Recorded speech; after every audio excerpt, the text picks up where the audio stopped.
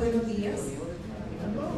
Agradecemos al público presente, un minuto de espera, pero bueno, también estamos haciendo algunos detalles técnicos. Buenos días, señoras y señores. La Benemérita Universidad de Costa Rica, Casa de la Educación Superior y la Cultura, les da la más cordial bienvenida a la conferencia que corresponde al ciclo de actividades que ha organizado la Escuela de Bibliotecología y Ciencias de la Información en el marco de los 50 años de creación de su carrera en la Universidad de Costa Rica y en el país. Esta conferencia que en esta mañana vamos a tener el gusto de escuchar se denomina El Santuario del Libro y los Rollos del Mal Muerto desde un enfoque de la preservación del patrimonio de la humanidad, la cual será dictada por el invitado internacional, el señor Adolfo Rollman, director del Museo del Libro de Jerusalén.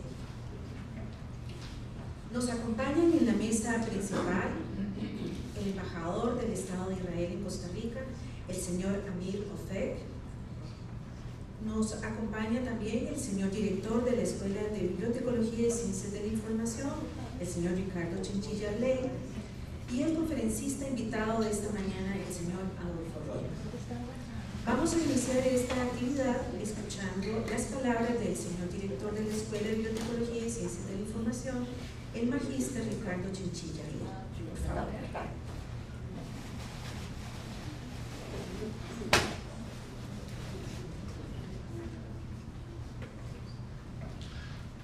Muy buenos días. Señor Amir Ofek, embajador del Estado de Israel, el doctor Adolfo Rollman, director del Museo del Libro de Jerusalén, autoridades universitarias que nos acompañan, docentes, estudiantes, invitados especiales, amigos todos, muchas gracias por estar acá esta mañana. Y nuevamente nos reúne el artefacto que ha impulsado como ningún otro el desarrollo de la humanidad, que es el libro, precisamente. Y hoy tenemos la enorme fortuna de tener la visita de un invitado especialista en el área, como lo es el doctor Rollman, a quien agradecemos su presencia y sus palabras esta noche. Nos hablará sobre un tema tan apasionante como lo es los manuscritos de los muertos, por los rollos de Lam, también se les conoce, rollos que nos murmuran y nos cuentan una historia a través de los milenios. Y esto muy bien lo describió Carl Sagan en su obra Cosmos, al decir que los libros nos permiten viajar a través del tiempo, a explorar la sabiduría de nuestros antepasados. Basta echarles un vistazo para oír la voz de otra persona que quizás murió hace miles de años. El autor habla a través de los milenios, de un modo claro y silencioso, dentro de nuestra cabeza, directamente a nosotros. La escritura es quizás el mayor de los inventos humanos, un invento que nos une a ciudadanos de épocas distantes que nunca se conocieron entre sí. Los libros rompen entonces las ataduras del tiempo y demuestran que el hombre puede hacer cosas mágicas. En lo personal, esta clase inaugural es una de las conferencias que más he esperado durante el año. Y el doctor Rollman nos hablará desde el punto de vista de la conservación del patrimonio de la humanidad, iniciativa de la UNESCO que busca promover la identificación, protección y preservación del patrimonio cultural y natural, considerado especialmente valioso para la humanidad. Se deriva esta iniciativa, curiosamente, de la construcción de una represa, cuando en el año 1959 se inició la construcción de la represa Suárez, el embalse que desaparecería de los monumentos de Nubia, con la pérdida irreparable para la humanidad de dichos tesoros, especialmente los templos de Osiris. Gracias al movimiento de conservacionistas se lograron rescatar y el éxito de esta campaña dio lugar a emprender otros similares. Toda esta actividad derivó de la Convención de la UNESCO sobre la protección del patrimonio cultural y natural, realizada en París en el año 1972, y hoy día es uno de los emprendimientos más importantes para preservar nuestro patrimonio. Nuevamente nuestro profundo agradecimiento al doctor Rollman por sus palabras esta mañana y por supuesto a la Embajada del Estado de Israel por propiciar esta conferencia y especialmente a la Función de Acción Social, especialmente a doña Aida Sandía presente, que es la que ha sido nuestra gracia y que ha logrado que toda esta mística esta noche. Muchísimas gracias.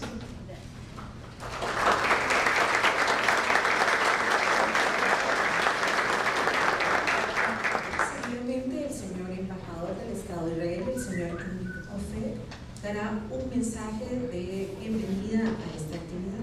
Adelante, señor.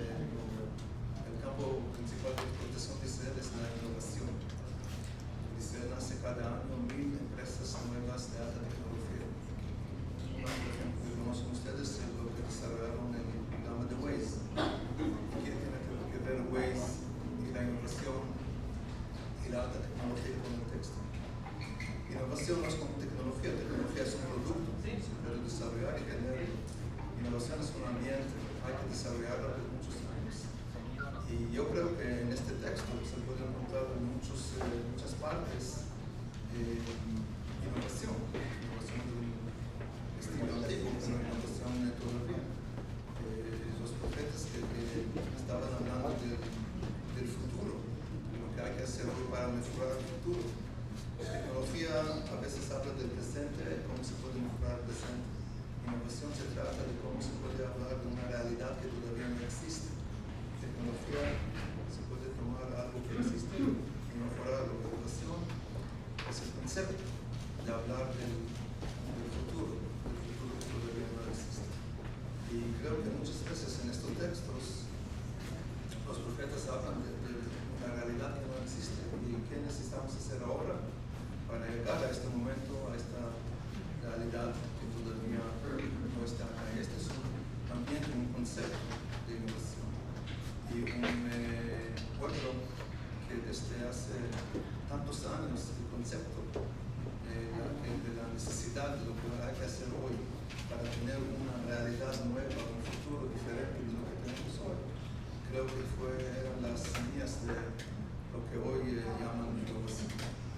Y por eso creo que tienen que ver los textos con Israel de hoy, aunque es totalmente obviamente diferente el vocabulario, pero el concepto y la actitud es, creo, en algunas partes por lo menos la misma.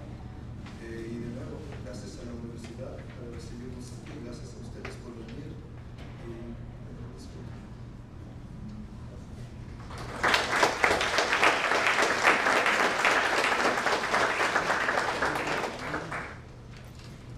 Debo de darles a ustedes una información, y debí haberlo hecho antes de iniciar este acto, con relación a la seguridad en caso de alguna emergencia. Tenemos entonces salidas de emergencia, la salida principal, en caso que tuviéramos que desalojar por alguna situación especial, que Dios mediante no va a pasar, pero por protocolo de la universidad tenemos que indicarles a ustedes cuáles son entonces las salidas de emergencia. Debo decirles entonces que esta actividad de esta mañana se encuentra, como dice el señor embajador, en el marco de actividades preparadas por la Embajada de Israel por la celebración del 70 aniversario. Este ha sido un esfuerzo de colaboración con la Escuela de Bibliotecología y Ciencias de la Información, con el Comité Nacional de Memoria del Mundo, de la Comisión Costarricense de Cooperación con UNESCO, y por supuesto muchas son las personas que han estado involucradas dentro de la Universidad de Costa Rica y fuera de esta universidad para hacer posible esta conferencia. Quiero aprovechar para hacer un agradecimiento especial a la señora Dinora Castillo Jiménez, quien ha sido nuestro enlace con la embajada, con la universidad, y esperemos que esta sea una sesión bastante provechosa. Voy a permitirme entonces presentarles a ustedes, darles algunos datos de la hoja de vida del expositor. El doctor Adolfo Royman nació en la ciudad de Buenos Aires, Argentina, no voy a decir el año, donde obtuvo la licenciatura cum laude en antropología y un título de profesorado en historia en la Universidad de Buenos Aires. En el año de 1986 se graduó de rabino en el Seminario Rabínico Latinoamericano, el Marshall de Meyer en Buenos Aires. Tras concluir su máster cum laude en religiones comparadas, se doctoró en literatura y pensamiento judío antiguo en la Universidad Hebrea de Jerusalén en el año de 1993. En el año 2005 le fue concedido el título de honoris causa por el Rocky Mountain College de Estados Unidos. En el año 2014, la medalla de oro de la Facultad de Humanidades de la Universidad Anáhuac en México, y en el año 2017 el segundo título de doctorado honoris causa por la Universidad Católica de Cuyo en San Juan, Argentina. Desde el año 1994 sirve en el Lisbeth and George Group como curador de los rollos del Mar Muerto, y es él el que encabeza o es el director actual del Museo del Libro de Israel en Jerusalén. Ha participado en numerosos congresos, simposios internacionales que le han dado gran prestigio. Además, tiene numerosas publicaciones y ha estado en instituciones como, en países como Europa, Canadá, Estados Unidos, América Latina, entre otros, para dictar conferencias relativas a esta temática. Como les decía, el Dr. Royman actualmente es el director del Museo del Libro y curador y custodio de los rollos del Mar Muerto. Este hallazgo arqueológico es quizás el más importante encontrado hasta hoy de textos bíblicos antiguos. Entre ellos se encuentra el rollo del profeta Isaías, que asombrosamente se halla en muy buen estado y da pie a muchos estudiosos de poder comprobar cómo la copia que se tiene hoy en la Biblia es casi idéntica a este texto que cuenta con casi 2100 años. Con ustedes, el doctor Adolfo. Adelante, por favor. Un aplauso.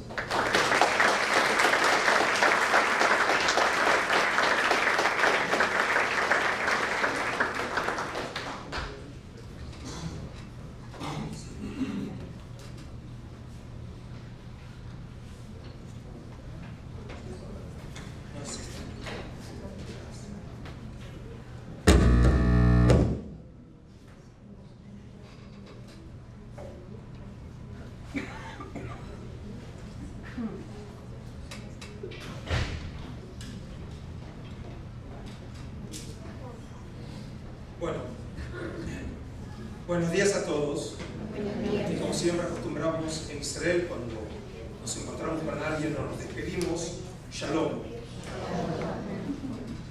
Es un placer y honor estar aquí en la grandiosa Universidad de Costa Rica,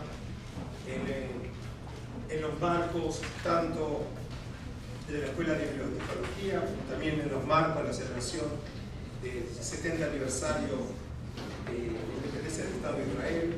Obviamente me sumo también al agradecimiento tanto a las instituciones como personalmente al señor embajador, a Dinora y a todos aquellos que realmente han hecho posible mi visita. Desde ya me disculpo y no soy responsable de la lectura de mi currículum, que terminó siendo parte ya de la conferencia por la extensión. Y la presentación de esta mañana, como pueden ver, es una presentación que tiene varios objetivos. Obviamente no podía suponer que los presentes conocieran en detalle el tema de los rollos del Mar Muerto, y por lo tanto no puedo entrar en detalles técnicos de preservación o bibliotecología sin antes explicar el tema. Como se pueden imaginar, explicar solamente el tema es un seminario anual. Por lo tanto, tuve que crear aquí una presentación que, dicho entre paréntesis, como la que presento hoy, nunca la he hecho. Así que además me han hecho trabajar. No es simplemente una presentación que ya la tenía preparada, sino que realmente con mucho placer presentar un tema que espero que sea de vuestro interés, porque por un lado realmente voy a hablar de aspectos literarios y arqueológicos solamente en una parte pequeña, y luego voy a hablar de temas que tienen que ver con la museología y la conservación, y les agradezco también la oportunidad de poder hablar de otro tema que no sea simplemente de los rollos. Y en ese sentido quiero también plantear ciertos problemas no solamente técnicos, sino también que tienen que ver con la expresión del significado cultural que tiene el Santuario del Libro como institución icónica de la vida cultural del Estado de Israel a nivel mundial. Yo sugiero por ahí que puedan apagar o intensidad la luz, porque así van a poder disfrutar mejor de las imágenes.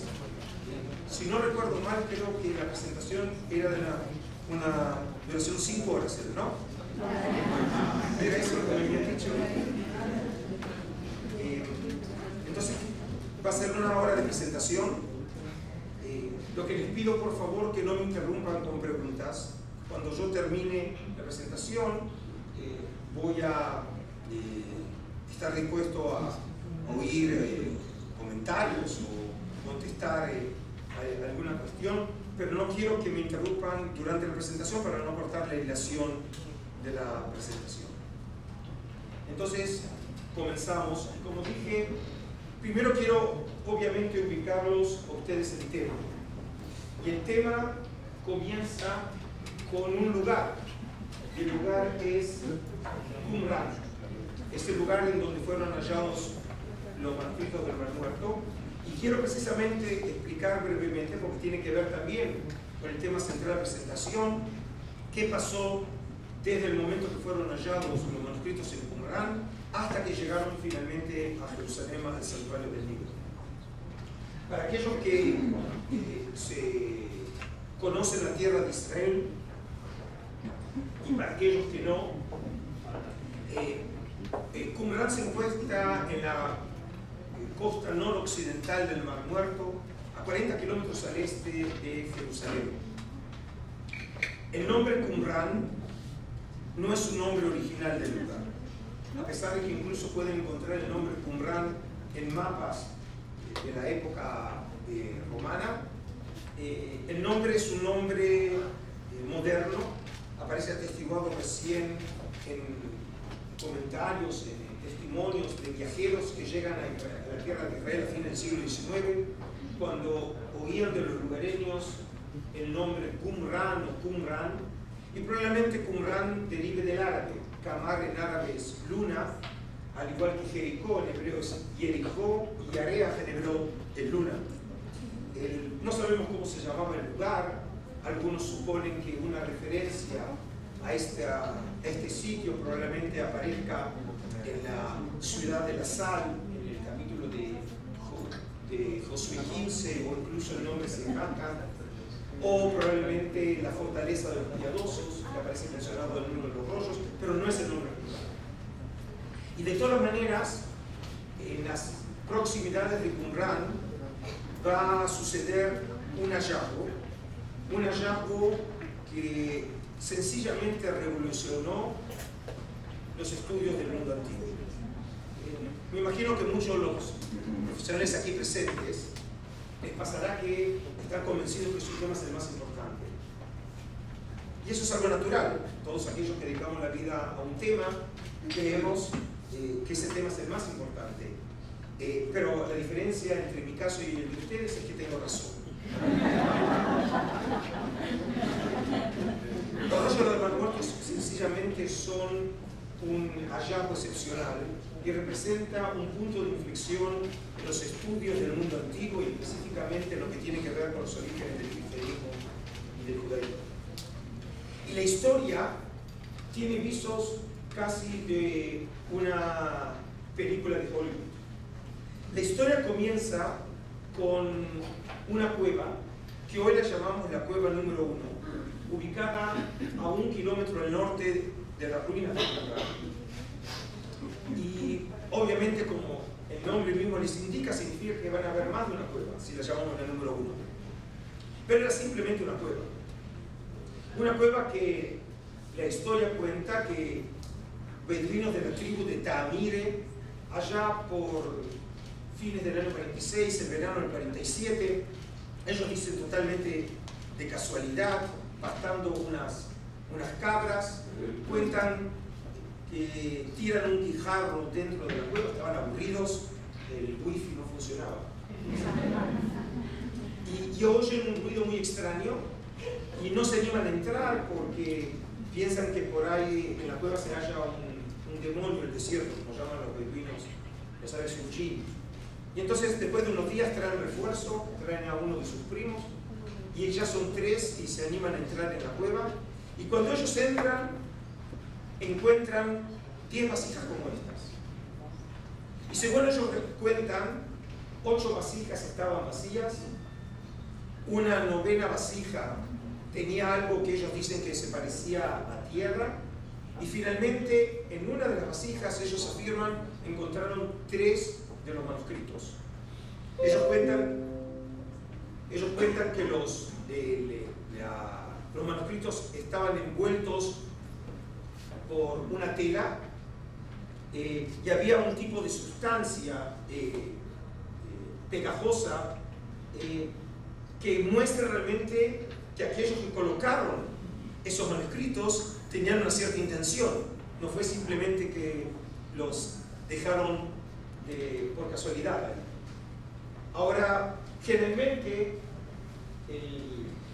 la vasija de forma oblonga, es decir, alargada, se le llama generalmente en la literatura como la vasija de los rollos, jar scrolls en inglés, porque los rollos también algunos son altos, pero en una comparación que se hizo, como ven, calculando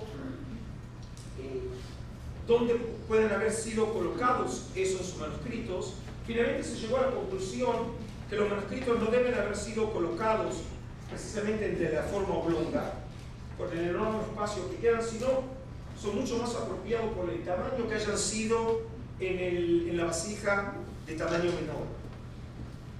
Ahora, y eso no debe ser casualidad, porque esa vasija y la práctica, como afirman los beduinos que la encontraron dentro de la vasija, recuerda que era una práctica conocida en el mundo antiguo, que ellos ya sabían que para preservar manuscritos debían ser colocados en vasijas.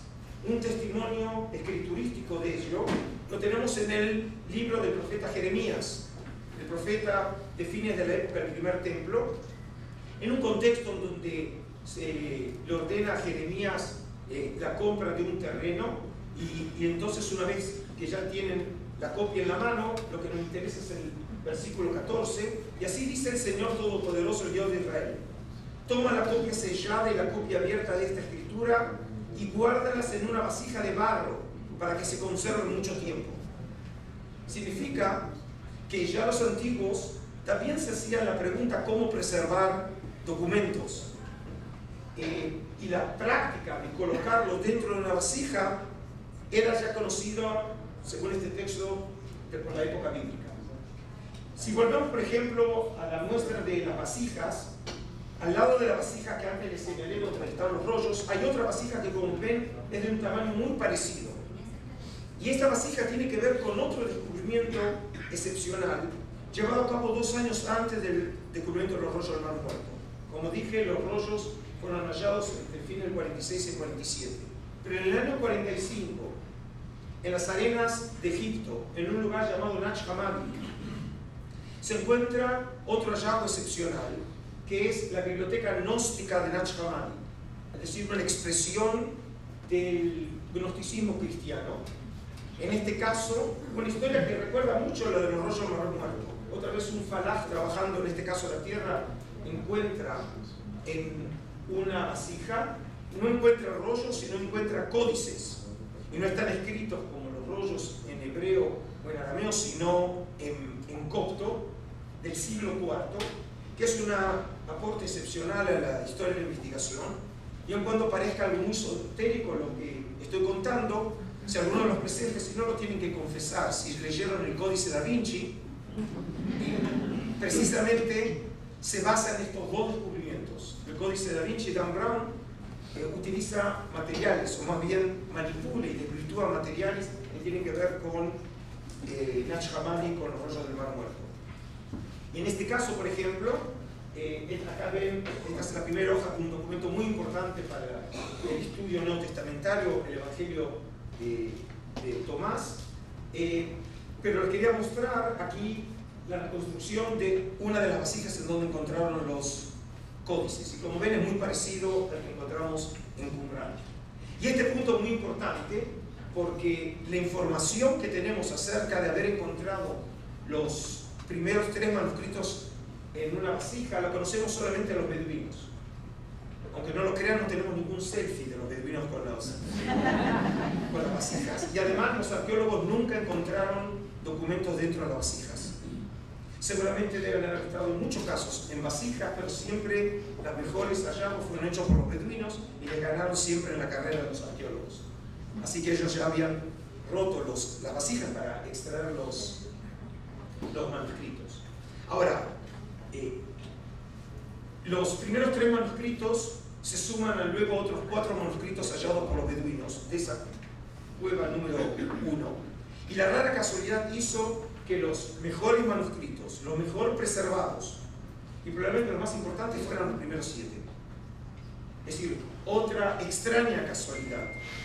Algunos quieren ver acá la providencia divina, otros quieren ver acá simplemente la suerte de los arqueólogos, pero es un hecho que la primera cueva fue definitiva en este caso para mostrarle al mundo el enorme significado de estos descubrimientos. Pero además, el hecho de que entre esos primeros 7 manuscritos se hayan hallado 2 manuscritos de un mismo libro bíblico, que es el libro de Isaías, conmocionó literalmente al mundo.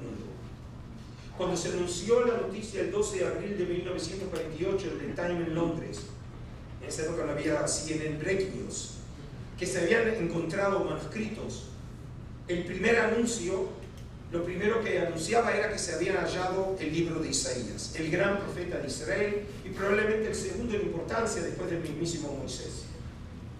Cuando se hallan 2 manuscritos o más de un mismo libro en una misma cueva, se los catalogan de manera o siguiendo un orden alfabético, A, B, C o ABC. Por lo tanto, si hay 2 manuscritos, hay manuscrito A y manuscrito B. El manuscrito B del libro de Isaías es un manuscrito fragmentado de la obra. El famoso es el A. El rollo de Isaías 1Q Isaiah A es un manuscrito que ustedes acá ven una foto muy antigua, porque como pueden ver en la imagen está parcialmente enrollado. Y hoy precisamente para preservar todos los manuscritos que conocemos, ninguno está enrollado. Es decir, nunca lo había enrollado y nunca lo habré de ver enrollado. Precisamente para preservarlos. Ellos están totalmente desarrollados en toda su extensión. El manuscrito está escrito en cuero de animal y es una versión completa del libro de Isaías. Una pregunta que no es retórica a los presentes. ¿Cuántos capítulos tiene el libro de Isaías en la versión tradicional? ¿Perdón? 66. 66 capítulos. El libro de Isaías, que ustedes ven aquí parcialmente enrollado, presenta los 66 capítulos en el orden tradicional o masorético como lo tenemos en nuestras Biblias. Obviamente en esos años todavía no se conoce la división en capítulos y versículos, que habrá de ser un desarrollo del medioevo, del siglo XIII, pero de todas maneras el libro presenta el libro de Isaías en una versión muy próxima, no idéntica al libro de Isaías. Por ejemplo, mañana voy a tener una presentación en la Sociedad Bíblica, donde haré una presentación sobre el significado del profeta Isaías en el judaísmo antiguo, y ahí me dedicaré precisamente a una presentación más específica sobre el problema de variantes textuales y todos esos problemas complejos de los biblistas. Y les aclaro, esta creo que es la 5ª presentación mía, y para Israel estoy en vacaciones. Entonces, ahora, para los aquí presentes, por ejemplo, pueden practicar el hebreo.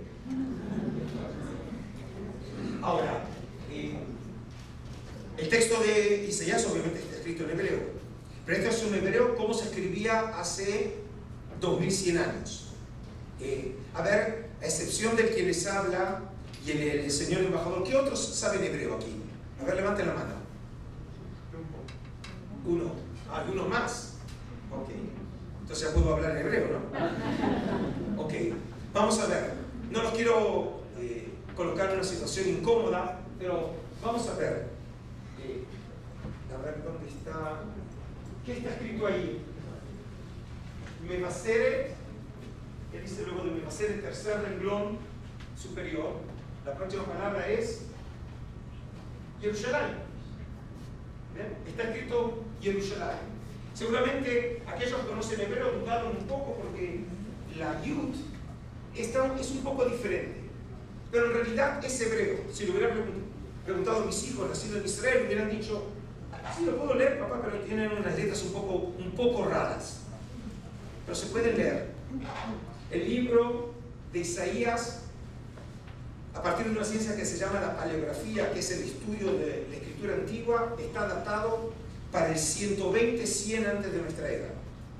Para aquellos que conocen algo de historia antigua, de Israel es la época de los macabeos, la época de gloria de los macabeos, entre el gobierno del líder macabeo Juan el Decano I.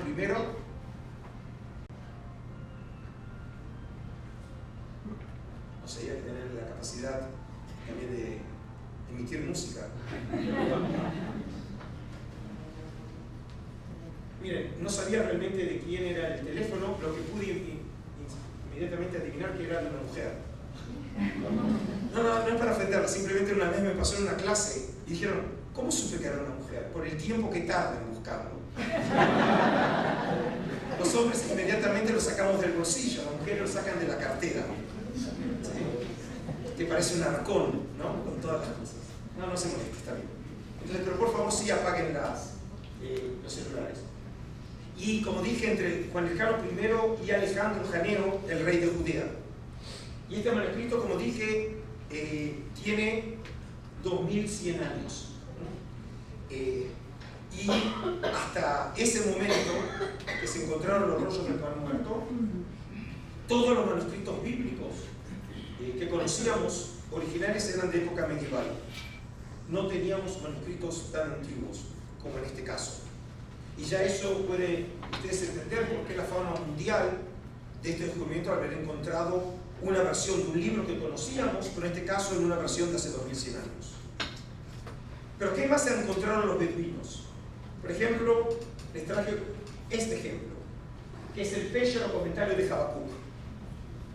Habacuc es uno de los profetas menores, no es de los famosos. Los famosos son Jeremías, Ezequiel, Isaías. El profeta Habacuc, junto con Amós y Joel, es una colección de pequeños libros.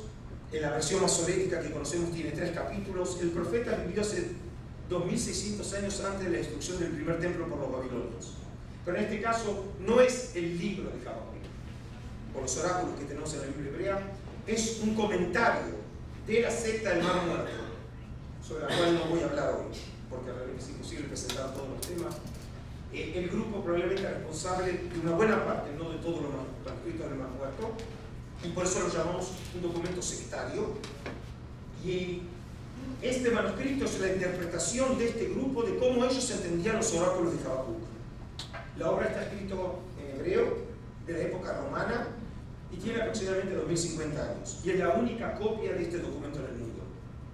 Es decir, que ya se pueden imaginar que ahora la importancia de estos libros ya no es simplemente porque tenemos una copia antigua de un libro que conocemos. Ahora tenemos libros nuevos. Y no hay que ser un gran sabio para entender que si tenemos libros nuevos, es un hallazgo de este tamaño, nos abre nuevos horizontes intelectuales y nos permite comprender una complejidad de una sociedad, de un pensamiento, de una literatura que nos era desconocida hasta el descubrimiento de estos manuscritos. Para resumir, por ejemplo, entre 1946 y 47 y 1956, en 11 cavernas próximas a Qumran, la más alejada está a 2,5 kilómetros del norte, se hallaron unos 25.000 fragmentos de manuscritos. Y por rara casualidad, los mejores manuscritos son de la primera cueva, la número 1, y la cueva número 11, que se descubrió en 1956. La mayoría de los materiales están escritos en cuero de animal. Muchas veces lo llamamos pergamino, pero no el pergamino obviamente medieval, sino el pergamino de la época antigua. Todos los animales son animales puros desde el punto de vista ritual judío: vacas, cabras, ovejas, y tenemos un 20% en papiro. La mayoría de los materiales, el 90%, están escritos en hebreo, en distintas grafías, y tenemos como un 8% en arameo, y entre 1 y 3% en griego. Y en este caso, a diferencia de las lenguas más habladas en la tierra de Israel, que eran el arameo y el griego, precisamente la literatura de los rollos del Mar Muerto refleja la lengua nacional del pueblo de Israel, que es el hebreo, que era sin duda esencial también para el grupo qumranita, que se veía también como conservador del espíritu nacional del pueblo de Israel, y como obviamente también lo era su lengua. Ahora, este descubrimiento, en realidad, y sin entrar en detalles porque tengo que explicar muchas otras cosas, pero se divide básicamente en dos grupos de manuscritos. Los manuscritos que fueron hallados entre 1949 y 1956, en la época que el territorio de Judea junto con Samaria y el este de Jerusalén estaba controlado por Jordania hasta la Guerra de los 6 días, como consecuencia de la Guerra de Independencia. Durante la época de los jordanos, los manuscritos que fueron hallados fueron llevados al Museo Rockefeller en el este de la ciudad de Jerusalén, que se encuentra hasta hoy en día en Jerusalén.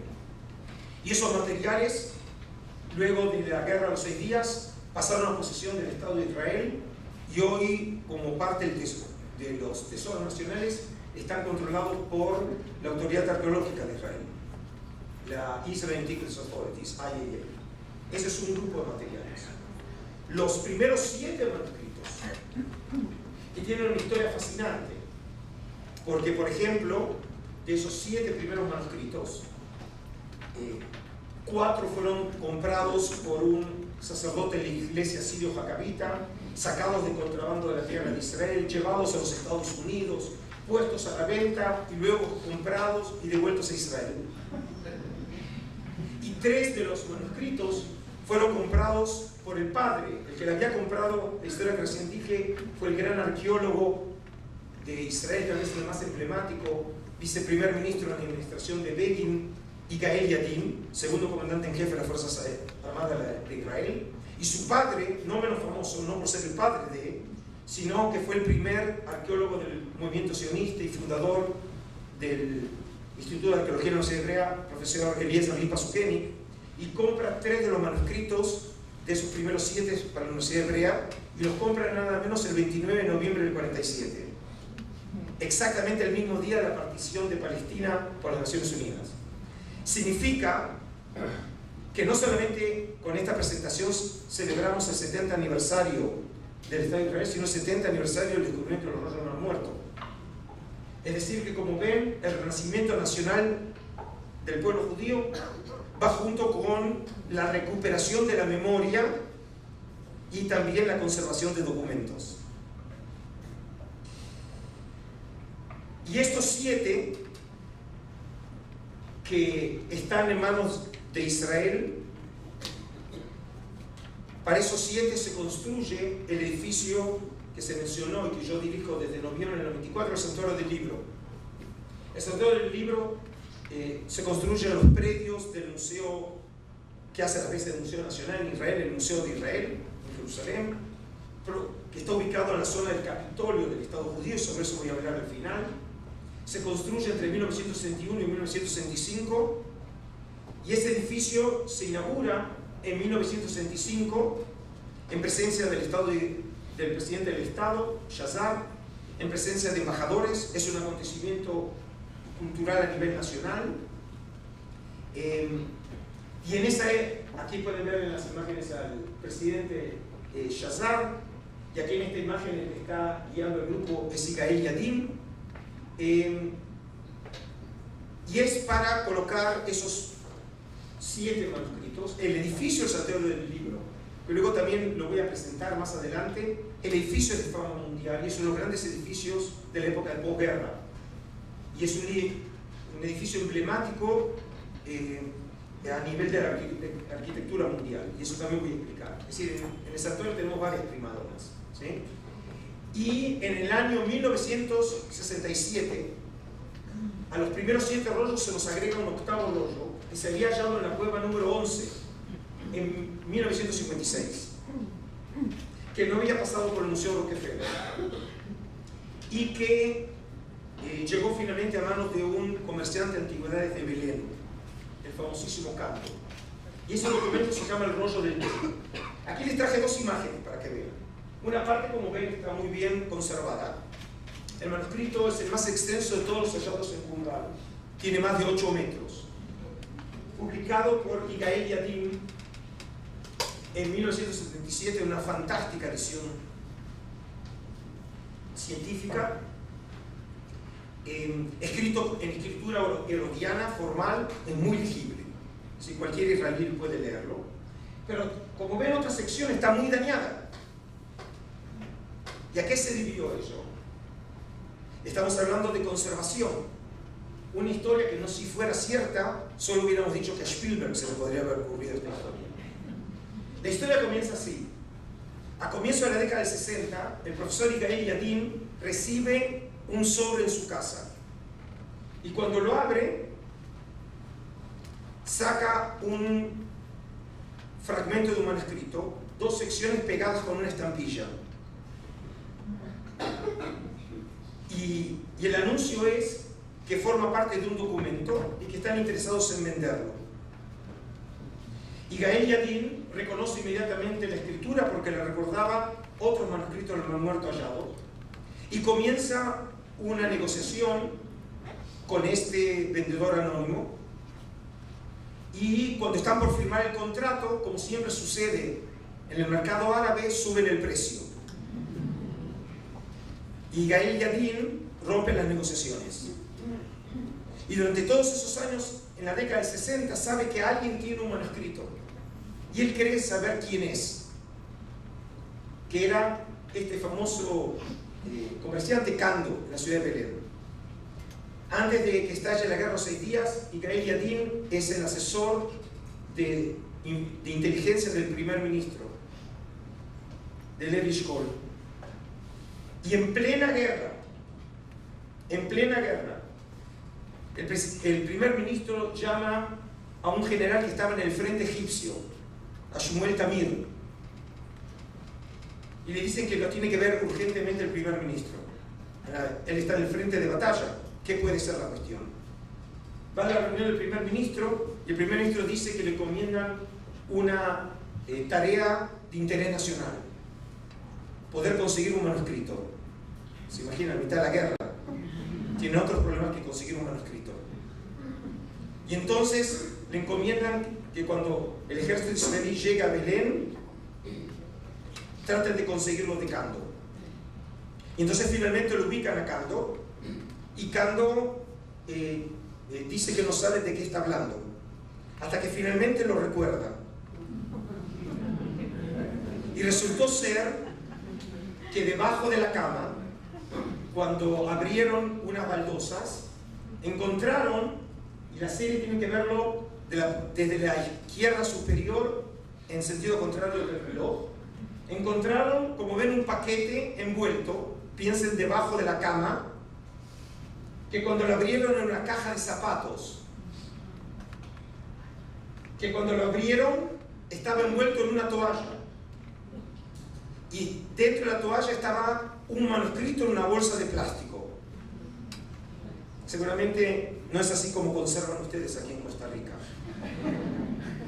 Y lo que pasó, obviamente, un documento que seguramente estaba totalmente preservado durante 2000 años, parte de él se había pudrido. Y entonces lo que pasó, que obviamente la humedad afectó desde el exterior al interior. Por lo tanto, las partes del manuscrito que se vieron afectadas por la humedad se perdió. Es decir, muchos doctorados se perdieron. Pero la parte interior, que todavía no se había visto afectada, finalmente es la mejor preservada. Y ese manuscrito fue finalmente desarrollado y desde la segunda mitad de la década del 60 forma parte de la colección del Santuario del Libro. Y el Santuario del Libro, entonces, es un edificio que se caracteriza por la cúpula blanca y la pared negra. Y es un edificio emblemático de la arquitectura israelí a nivel mundial. Y ahora lo que quiero presentar, ahora que más o menos tiene una cierta idea de lo que estoy hablando, de los materiales que tenemos en la colección del Santuario del Libro, ahora quiero presentar un tema que es muy sensible, y es cómo nosotros podemos combinar los intereses museológicos con los intereses de conservación, que muchas veces se contraponen porque tienen objetivos diferentes. Y en el caso del Santuario del Libro es muy notable cómo nosotros tratamos de encontrar los intereses que muchas veces se oponen. El Santuario del Libro, que empezó siendo un museo, hoy es un complejo que se amplió en el año 2006. El Santuario del Libro original, ¿me pueden oír, no? El santuario del libro era esta parte. Cuando yo asumo la dirección del santuario en noviembre del año 94, el santuario del libro comprendía la parte superior, que es la cúpula blanca y la pared negra, y luego se desciende por las escaleras. Aquí, si quieren, está mi oficina, a veces estoy en la oficina. Y luego tenemos la entrada. Y obviamente el edificio es subterráneo, precisamente para proteger a los mosquitos. Toda esta parte, construida sobre la ladera occidental de la colina, se inauguró en el julio del 2006, un año antes de la Segunda Guerra del Líbano. Y como parte de ese complejo recibimos otro de los atractivos turísticos más importantes de Israel a nivel mundial, que es la maqueta Holyland de Jerusalén, la maqueta de una ciudad más grande del mundo, que fue construida en los años 66, y la idea era presentarle a la vecindad de Jerusalén una reconstrucción de cómo era Jerusalén en la época de Herodes el Grande de Jesús. Este es el original, pero les comento que el hermano de este modelo está en Río de Janeiro, en un centro cultural que se llama Jerusalén, que la ventaja que tienen es que están en una habitación cerrada, y como no está en intemperie, entonces tienen agua corriendo y vegetación como tenía Jerusalén antigua. Digamos, es muy bonito el modelo, pero este es el original. Era lo que les comentaba cuando me estaban llevando ayer de viaje. Pasamos acá por el aviso que tienen ustedes en la proximidad de la ciudad de Belén. Dije, pero yo vengo de la original. Entonces, y la importancia de este modelo, en realidad, le agregó una dimensión muy importante a la presentación de los rollos del Mar Muerto, porque, como bien saben, en un museo, para poder comprender cualquier artefacto cultural, tengo que considerarlo en un contexto. Y el contexto es la época greco-romana. Y en el museo tenemos una sala greco-romana, pero está en la colina superior del museo, y el santuario del libro está a la entrada del museo, si no hay una conexión física. Y la mayoría de los grupos vienen a ver el santuario y los rollos porque son la Mona Lisa del Estado de Israel. Vienen a ver la Mona Lisa y vuelven al bus. ¿Sí? Entonces, me era muy importante como curador poder crear un contexto. Y el contexto no solamente es el segundo, la época del Segundo Templo, sino específicamente Jerusalén y el Templo. En el año 2016 publiqué mi último libro en España, que lo llamé Del Tabernáculo al Templo, sobre el espacio sagrado en el judaísmo antiguo, en donde estudio la institución del templo desde los testimonios más antiguos con el tabernáculo hasta la destrucción del templo con los romanos en el año 70. Y aunque ustedes no lo puedan creer, yo sé que cuesta creer, también los judíos discutían entre ellos hace 2000 años. Un tercio de mi libro está dedicado a la polémica sobre el templo de Jerusalén. Y la polémica del templo tiene que ver con los orígenes de la comunidad del Mar Muerto. Por eso es importante que el público que visite Jerusalén y el santuario entienda el contexto, específicamente lo que tiene que ver con el templo de Jerusalén, construido por el gran profesor de la Universidad Hebrea, Mijael Aviona. Acá tiene el templo. Ahora, una vez que uno entendió el contexto, uno ya puede entrar al museo. Y entonces ahora ustedes están frente a la entrada del Santuario del Libro. Ahora, el Santuario del Libro dije que es un edificio excepcional construido por dos arquitectos, uno americano, Armand Bartos de New York, y otro que era el socio en su oficina en New York en esos años, era Friedrich Kiesler. Kiesler de origen rumano, lo que sería Rumania, en esa época el territorio del Imperio Austrohúngaro, y Kiesler es conocido como el más grande arquitecto no constructor del siglo XX. Hizo solo un edificio, el Santuario del Libro. Pero el edificio es de semejante fama que muchas veces tengo grupos que vienen, por ejemplo, profesores de arte, que vienen a Jerusalén para ver el edificio, porque es el único edificio que Kiesler hizo. El resto son trabajos teóricos, pero nunca hizo un edificio. ¿Y qué tiene particular este edificio? El edificio fue construido oponiéndose a lo que en esa época se llamaba el International Style, es decir, inspirado por el Bauhaus alemán. En la época de Mies van der Rohe es la época de Oscar Niemeyer, una construcción de tipo bien práctica, neutral, y en este caso construye una arquitectura ideológica y simbólica. Y todos los elementos del santuario tienen que ver con el tema de los rollos. Por ejemplo, ustedes llegan a la entrada. El público simplemente llega a la entrada y pasa a la puerta. Pero, por ejemplo, si uno se fija, la entrada del santuario del libro recuerda a las mastabas en Egipto.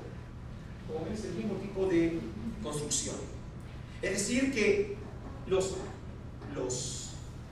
arquitectos aquí están indicando que la persona no está por entrar simplemente a un museo, está entrando realmente a un templo antiguo.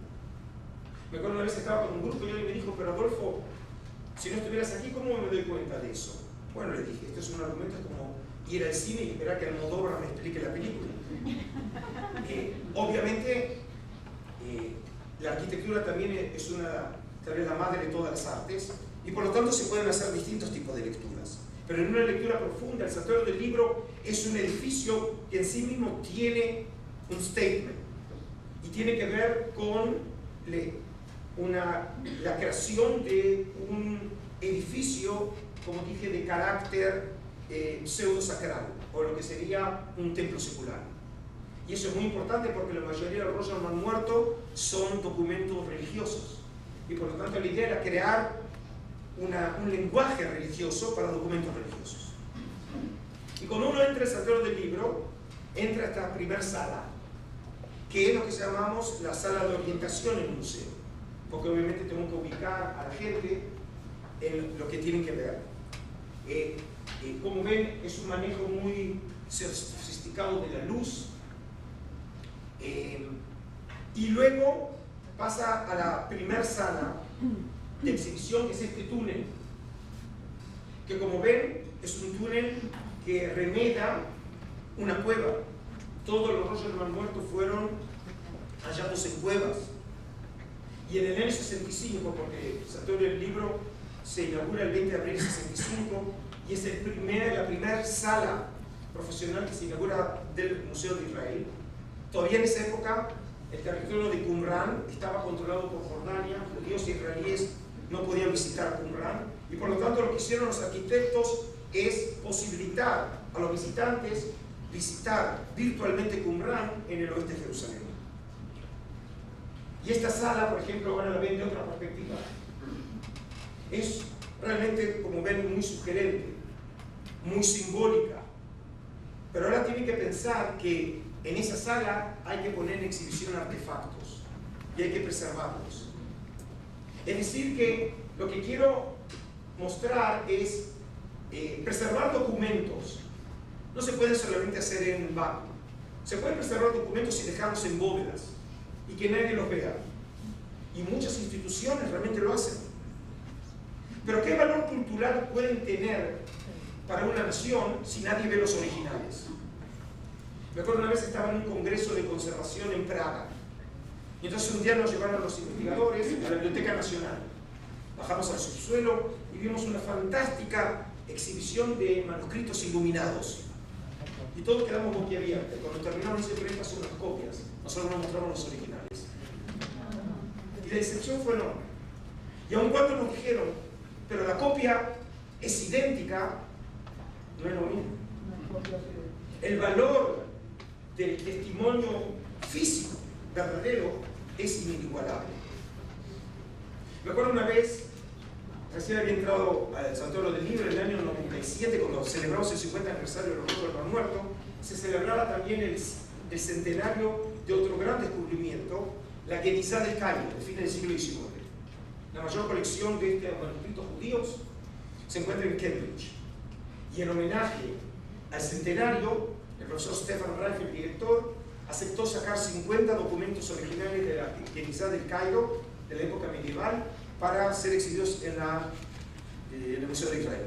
Y estamos en la conferencia de prensa del profesor Reif y quienes hablan, explicando a los periodistas la importancia de los documentos. Y como bien saben, los periodistas siempre quieren la primicia. Entonces, sabiendo ello, el profesor Reif le dice, miren, les voy a mostrar algo a ustedes que lo vamos a poner por primera vez en el mundo en exhibición y ustedes van a ser los primeros en verlo.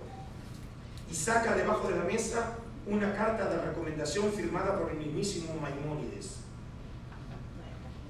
Y tendrían que haber visto a los periodistas, lo que hubieran dicho que era la firma de Messi.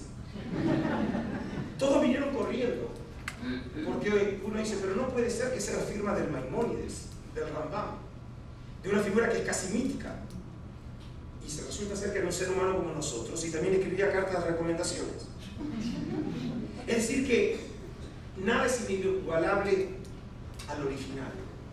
Y por eso también la pregunta de cómo preservar un original en condiciones muchas veces difíciles, como es por ejemplo la exhibición pública, es también parte de esta presentación.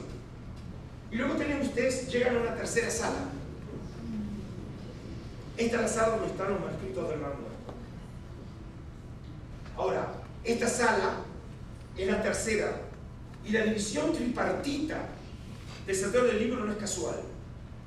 Fíjense, esta es una reconstrucción del templo de Salomón. El templo de Salomón también se dividía como templos antiguos en 3 salas. El profanum, la número 1, el santo, y el santo de los santos, en donde la tradición cuenta que ahí estaba el tabernáculo con las tablas de la ley. Es decir, que la división tripartita del santuario del libro es remedar como metáfora en un templo. Y por eso la arquitectura del santuario del libro es imponente. Cuando yo, por ejemplo, guío a grupos, antes de ver los rollos y entra en esta sala, es decir, la última sala, la reacción inmediata es ¡wow! Y todavía no vieron los rollos. Es decir, que el efecto funciona. Pero la pregunta es, ahora desde el punto de vista de la conservación, que es el objeto de esta presentación, es, estos libros tan antiguos, con tanto significado para la civilización, ¿cómo podemos por un lado preservar los originales y exhibir los originales? Ese es el gran desafío. Pero además, cuando tienen que ser exhibidos en un edificio como este, hay grandes problemas, y les voy a contar algunos de ellos. Ustedes ven que, ¿se acuerdan? La cúpula blanca es una forma cónica, y ese cono está aquí sellado. Pero esa no era la idea original. La idea original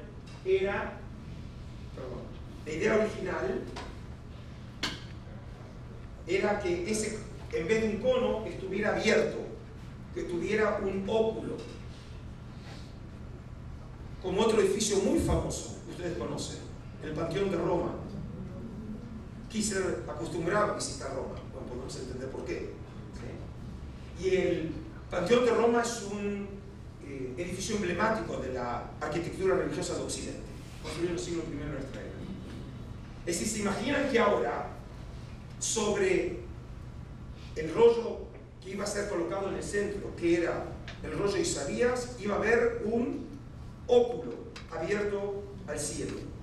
Pero no solamente eso. Fíjense qué otra idea tenía este arquitecto. En el santuario del libro está colocado sobre una fuente enorme. Y la idea no solamente que hubiera agua afuera, sino que dentro del santuario, por sobre la vitrina central, tenía que salir chorros de agua. Como ven, es Disneylandia. Agua sobre lo que iba sobre la vitrina del rollo de Isaías. Lo que pasó es que cuando están construyendo el santuario del libro todavía no hay curador. El edificio comienza a construirse en 1961 y el nuevo curador que me antecedió a mí, Maguen Broshi, que fue alumno de Igael Yadin, fue nombrado y entra en posesión del cargo el 1 de enero del 64. Es lo que llamamos nosotros en Israel un ego trip de los arquitectos, ¿no? Y ellos hacen lo que quieren. El problema es que realmente no es un edificio para ellos, es un edificio para artefactos muy sensibles, en este caso manuscritos de hace 2000 años atrás. Ahora, la imagen que ustedes ven ahora es la imagen del santuario del libro luego de la gran refacción que sufrió en el año 2004. Y en este caso, por ejemplo, el edificio es lo siguiente. La sala central, que es donde tenemos los manuscritos, tiene 8 vitrinas laterales, y una central. Sobre la central voy a hablar en un momento más. Y tienen ustedes la lateral, ahora van a ver cómo se acerca. Esta vitrina no es la original.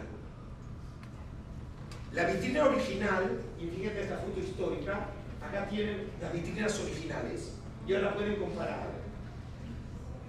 Hasta el año 2004, los manuscritos estaban expuestos en una posición de 90 grados, totalmente vertical.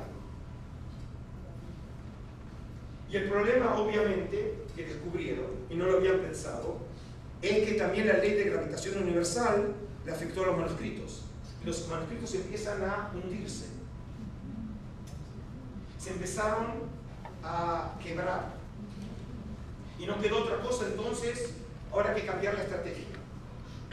Y la nueva regulación internacional establecía que tenían que ser expuestos ahora con una inclinación de no más de 15 grados. Pero eso significaba que la vitrina tenía que ser más profunda y no lo era. Y entonces tuvimos que cambiar las vitrinas. Llamamos a concurso internacional. La compañía que ganó, la compañía Goupion, que por haber ganado el concurso internacional en Israel para el Santuario del Libro, luego tuvo la suerte, entre comillas, de ser elegida para construir la vitrina de la Mona Lisa en el Louvre. Porque si saben construir para los rollos, también seguramente es buena para la Mona Lisa. Y entonces aquí tienen ustedes la vitrina, como nosotros hoy lo ponemos en exhibición. Ahora, a diferencia de lo que por ahí probablemente los presentes crean, las vitrinas no están selladas. Las vitrinas tienen la misma temperatura y humedad que tiene todo el espacio del Santuario del Libro. En el Santuario del Libro tenemos un sistema computarizado traído de California, que es el más sofisticado en esa parte del globo, que controla todas las condiciones climáticas del santuario, porque piensen, por ejemplo, es una ciudad donde podemos llegar en verano a 38 grados, pero también nieva en Jerusalén, tenemos fuertes contrastes de temperatura, tenemos agua, ¿se acuerdan que dije que es una fuente? Y por lo tanto eso también crea descompresión en las condiciones. Y por eso cada vitrina tiene un data logger. Un data logger es un mini computador online que nos da en real time la temperatura y la humedad dentro de la vitrina.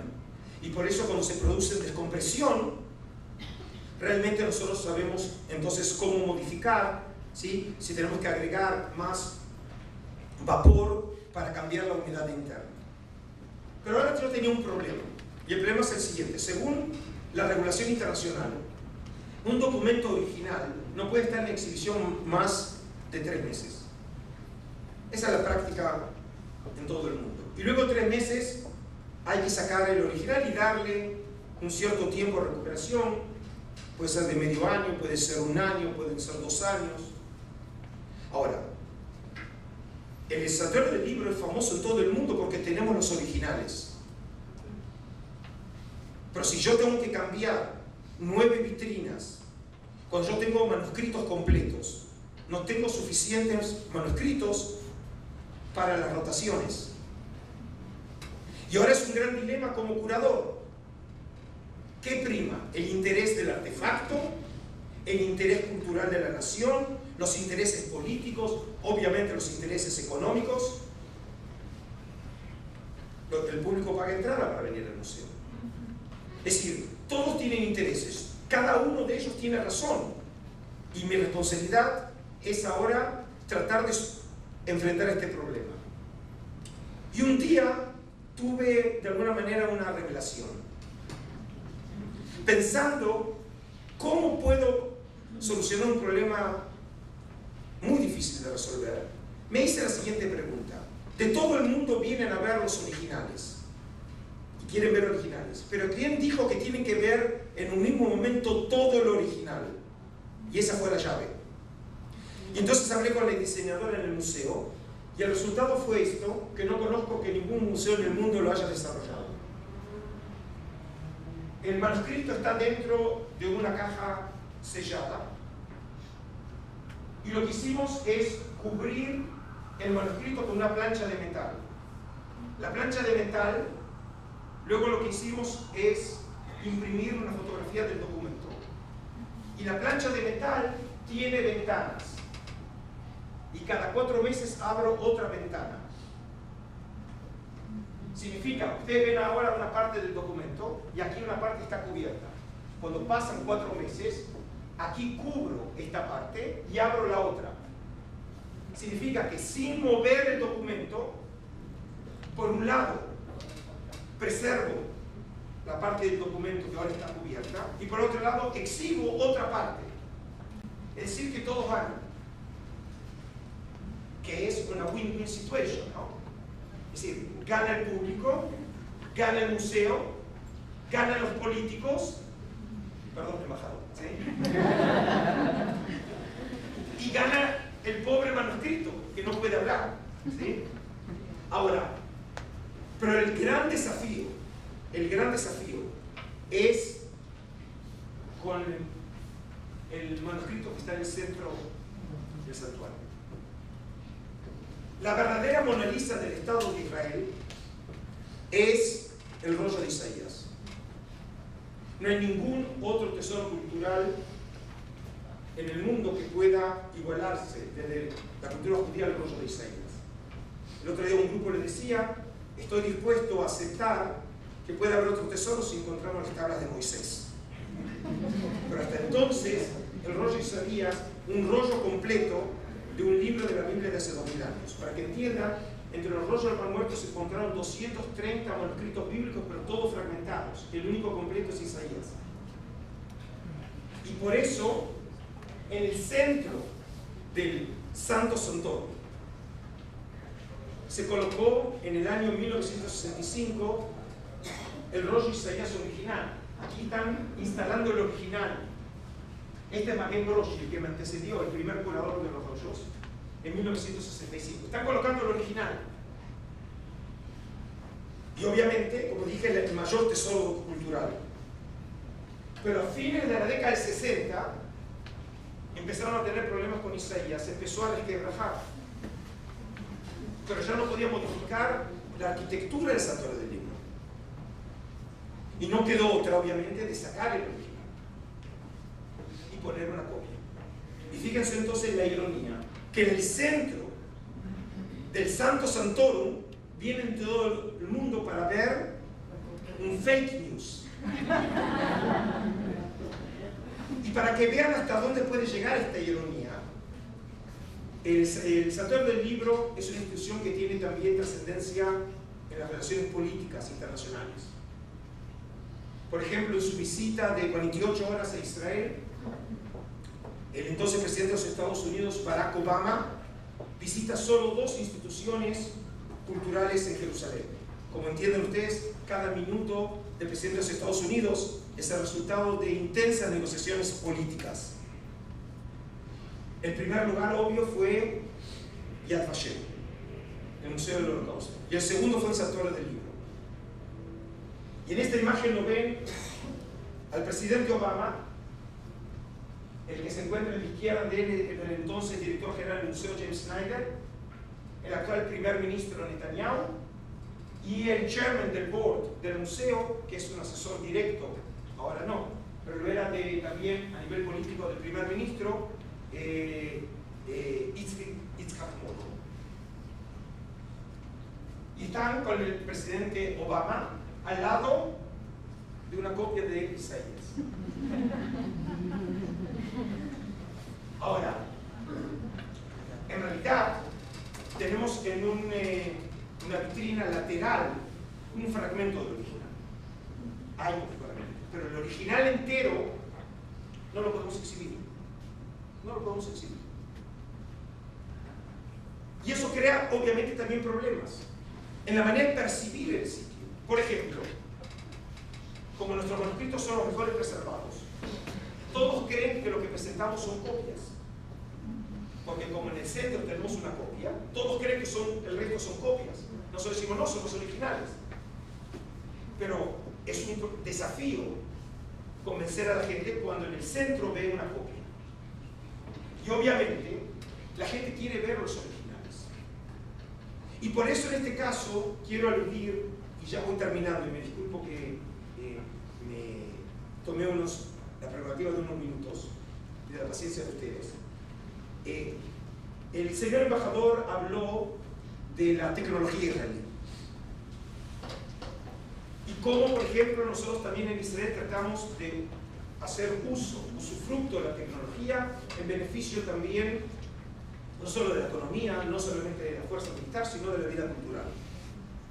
Y por eso, en el año 2011, por primera vez en el mundo, el Santuario del Libro puso 5 de los 8 manuscritos que tengo en la colección Santuario del Libro en Google. Google produjo para nosotros una plataforma tecnológica. No es que usamos algo que tenían, lo hicieron para nosotros. Porque otra vez nosotros tenemos a la novia, todos quieren a la novia. ¿Sí? Y Google le parecía suficientemente prestigioso desarrollar un proyecto en donde se anunciara que habían colaborado con los Rollos del Mar Muerto. Si ustedes entran al sitio del Israel Museum en Google y llegan a Shrine of the Book, que es el nombre de la institución en inglés, Santuario del Libro, y llegan y hacen double clic en Dead Sea Scrolls Online, es decir, los Rollos del Mar Muerto en inglés, online. Ahora, como ven, no tengo que ser muy inteligente, hago double clic y entonces lo que sucede, ¿por qué no lo veo? ¿Por qué no lo ven ustedes? Yo sí lo veo. ¿Qué tengo que hacer yo ahora? A ver qué tengo que hacer.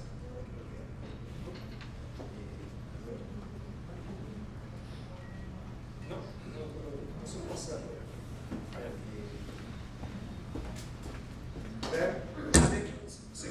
Seguramente debe haber una oración especial en Costa Rica, ¿no? Sí. ¿Qué tengo que hacer, Pablo? ¿Qué tengo que hacer? Es así. F5.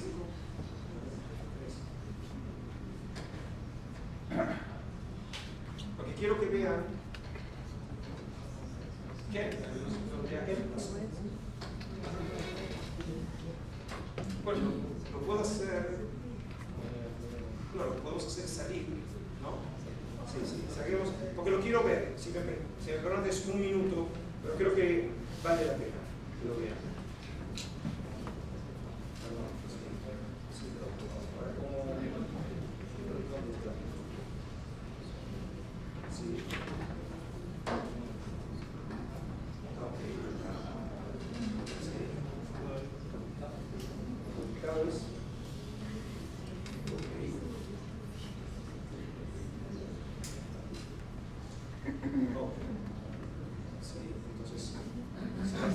Entonces fíjense, ustedes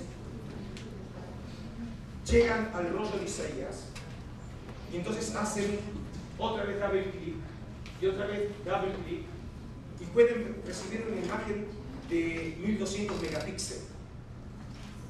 Hoy, por ejemplo, se estudia en el mundo los rollos del Mar Muerto no solamente viniendo a Jerusalén, sino también utilizando la versión digital de Isaías. ¿Sí? Yo me imagino que incluso, por más exitoso que haya sido el profeta Isaías, nunca se hubiera imaginado que nosotros podemos leer el rollo en una versión digital.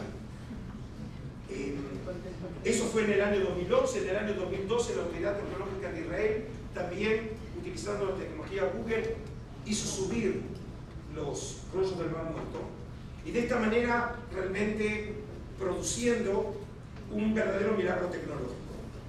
Y es decir entonces que, como ven, es otra manera de preservar no solamente la preservación física de un documento, sino preservar la memoria. En este caso, la tecnología nos permite preservar la memoria y difundir estos documentos sin afectar o dañar al documento, posibilitando realmente que este texto se transforme en un texto universal. Y para terminar entonces, ¿de qué otra manera podemos realmente homenajear al gran profeta Isaías, que es identificado en el mundo como el profeta de la paz universal? Y precisamente el hecho que en esta mañana, aquí en la bendita tierra de Costa Rica, como argentino, como israelí, como judío, como director del Santuario del Libro, trayendo el mensaje de Jerusalén, al igual que lo dice el profeta Isaías en el capítulo 2, que saldrá la palabra de Yahvé de Jerusalén. Ahora les traigo a ustedes este mensaje sobre este tesoro cultural del pueblo judío, que no solamente tenemos los rollos, sino para terminar, y ahora sí termino. Todos siempre piensan en el Santuario del Libro que tenemos los rollos, pero nosotros tenemos también otro libro. Cuando uno baja en el Santuario del Libro, tiene un tipo que parece una cripta. Y aquí tenemos en exhibición este manuscrito. Y este manuscrito es nada menos y nada más que el Códice de Alepo. Es considerado el manuscrito medieval bíblico más perfecto del mundo, con la mejor lectura masorética o tradicional. Acá lo ven en la imagen. El Códice de Alepo, a pesar de llamarse de Alepo, que es una ciudad, o lo que queda de la ciudad de Siria, nació en la tierra de Israel en Tiberíades, hace 1000 años atrás. Anotado y vocalizado por Aaron Ben Moshe Ben Asher, un manuscrito que su historia misma también tiene visos de una película de Hollywood. Estaba en Jerusalén en el siglo XI, fue robado por los cruzados a fines del siglo XI, fue recuperado por los judíos y llega a Egipto en el siglo XII y utilizado por el mismísimo Maimónides. Y luego, cuando un descendiente del Maimónides fue nombrado rabino en Alepo, se lleva algunos manuscritos a Siria y se lleva este manuscrito. 600 años ese manuscrito estaba en Siria, una versión completa de la Biblia hebrea. Y el 1 de diciembre del 47, como consecuencia de los desmanes árabes contra los judíos por la partición de Palestina, los sirios queman la sinagoga, desaparece el manuscrito. Y 10 años después, en 1957, envuelto en una toalla y dentro de una palangana, es sacado de contrabando de Siria vía Turquía y Israel y entregado al entonces presidente del Estado de Israel, Yitzhak Ben-Zvi. Pero ya no estaba completo. De 490 páginas folio tenemos solo 295. Buena parte del Pentateuco desapareció, solo nos quedaron unas páginas del Deuteronomio. No tenemos el libro de Esther, no tenemos el libro de Daniel. Y este libro, en el año 2016, fue declarado Patrimonio Mundial por UNESCO.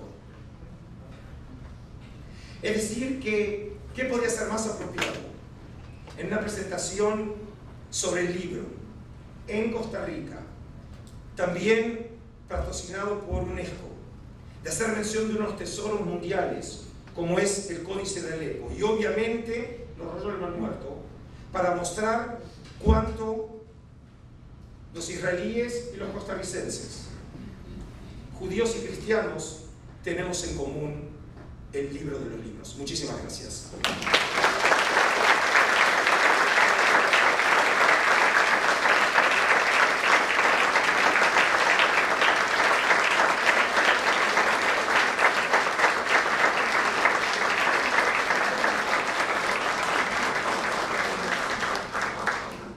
Bueno, ha sido realmente un gusto escuchar al doctor Roitman en esta mañana. Le consultaba si era posible que abriéramos unas preguntas del público y yo les voy a pedir que por favor vamos a dar solamente 3 preguntas. Tenemos muchas cosas que quisiéramos conversar con el doctor Roitman, pero quizá cuando pasemos a las afueras de este auditorio lo podríamos hacer. Solo quiero hacer una salvedad, estoy volando a El Salvador el miércoles. Así que me tiene algo de tiempo para hacer la valija. Si alguien quiere hacer alguna pregunta al doctor Roitman, por favor. No tenemos micrófono, entonces sí les voy a pedir que por favor nos digan de qué institución, de dónde nos visitan y el nombre si fuera tan gentil. Me dedico a la encarnación, mi nombre es Luis Montero y a raíz del descubrimiento de los rollos del Mar Muerto se abrió un debate intensísimo buscando probar la existencia del Jesús histórico, independientemente digamos, de Jesús en ese sentido. Quiero conocer la opinión suya con respecto al fragmento 7Q5, porque tengo entendido que en todas las demás cuevas,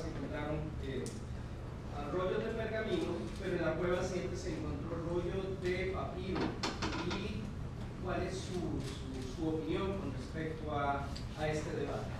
La verdad que no me imaginaba que hoy la manera que me iban a preguntar sobre el 7Q5. Me parece una clave secreta. Bueno, la pregunta es así, mire. ¿Tu nombre? Luis Montero. Luis. Quiero, si me permiten, quiero colocar la pregunta en contexto. Si no, puedo decirte sí o no, pero no va a servir mucho para el público. La pregunta es la siguiente, mire. El interés mundial que generaron los rollos no han muerto. No solamente porque son documentos antiguos, eso es algo obvio. Pero hay también, si de antigüedad se habla, hay papiros egipcios que son más antiguos que los rollos no han muerto. El British Museum tenemos de hace 3000 años atrás. Es decir, el interés mundial se debió en primer término porque entre los rollos se hallaron los manuscritos bíblicos más antiguos del mundo. Y obviamente cuando hablamos de la Biblia, en este caso la Biblia hebrea, es como tenemos también algo en común, costarricenses y argentinos, tenemos también el fútbol, también los desastres. Es como si fuera la Champions o el Mundial. Digamos, hablar de la Biblia hebrea es la categoría más destacada. Y por eso la fama de estos documentos. Pero además había otro tema, y era que los rollos vienen de finales de la época greco-romana. Los más antiguos son del siglo III de nuestra era, y los más modernos, entre comillas, de mediados del siglo I de nuestra era. Si son 300 años manuscritos. Que muchas veces en la historiografía general se la conoce como la época de Jesús. Aun cuando Jesús aparece muy al final de esa época, obviamente es una perspectiva cristocéntrica de la historia judía, pero se la llama la época de Jesús. Y uno de los temas que ha preocupado al cristianismo casi desde su misma incepción es la historicidad de Jesús. Ayer, por ejemplo, estaba en una iglesia evangélica y les decía, para un creyente, la realidad del Cristo es obvia desde la fe. Cuando lee el Nuevo Testamento y lee las palabras de Jesús, la pregunta no es si existió y cómo podemos probar, sino es desde la fe, que esa es la palabra de Jesús. El texto es un texto divino y por lo tanto su origen no es un origen terrenal como cualquier otra obra. Y en cuanto a la fe, tenemos que decir. Pero en cuanto a la historia, hay mucho que decir. Para que entiendan de lo que yo digo. Un día estaba dando un curso en Israel sobre el patriarca Abraham. Y también cuando hablamos de los temas de la tradición de Israel, se habla también de la historicidad de estos personajes. Y entonces, lo que dije sobre Abraham, lo van a entender claramente sobre Jesús. Le decía a mi público en Israel, le dije, miren, que Abraham es un personaje literario, no lo tengo que probar. Que es un personaje histórico, ustedes lo tienen que probar. En el caso de Jesús es igual. Ante todo es un personaje literario, porque forma parte de una obra. Si es un personaje histórico, la pregunta es ¿cómo podemos probar la historia de Jesús? ¿Qué tenemos fuera de los textos que ayuda a su presencia física? ¿Tenemos acaso algún tipo de artefacto? ¿Tenemos una inscripción? ¿Tenemos un documento al que se lo pueda atribuir? Porque si no, otra vez nos quedamos entre la fe y la imposibilidad de que la historia pueda corroborar la existencia de este personaje.